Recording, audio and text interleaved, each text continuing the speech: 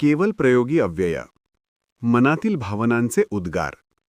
केवलप्रयोगी अव्यय म्हणजे मनातील भावनांचा अचानक उद्गार व्यक्त करणारे शब्द. हे शब्द वाक्याच्या सुरुवातीला येतात, पण व्याकरणाच्या दृष्टीने वाक्याचा भाग नसतात आणि यांच्यापुढे उद्गारवाचक चिन्ह वापरले जाते. प्रमुख भावनादर्शक अव्यय. हर्षदर्शक, आनंद. उदाहरणे: वाह वा, वा वा, आहाहा, ओहो.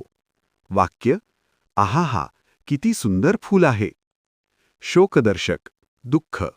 उदाहरणे: अरे रे, आई ग, हाय हाय, देव रे. वाक्य: अरे रे, फार नुकसान झाले. आश्चर्यदर्शक, नवल. उदाहरणे: अबब, अरेच्चा, बाप रे, ओहो. वाक्य: अबब, केवढा उंच प्राणी हा. प्रतिक्रिया आणि मान्यतादर्शक अव्यय. प्रशंसादर्शक, स्तुती.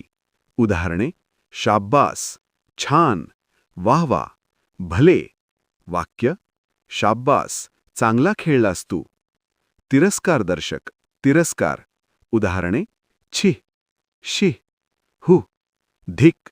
वाक्य: छी, किती वाईट घटना घडली. संमतीदर्शक, स्वीकार.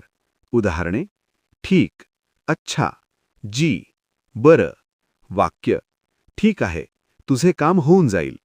हे इन्फोग्राफिक्स डाउनलोड करण्यासाठी marathigramar.com ला व्हिजिट करा.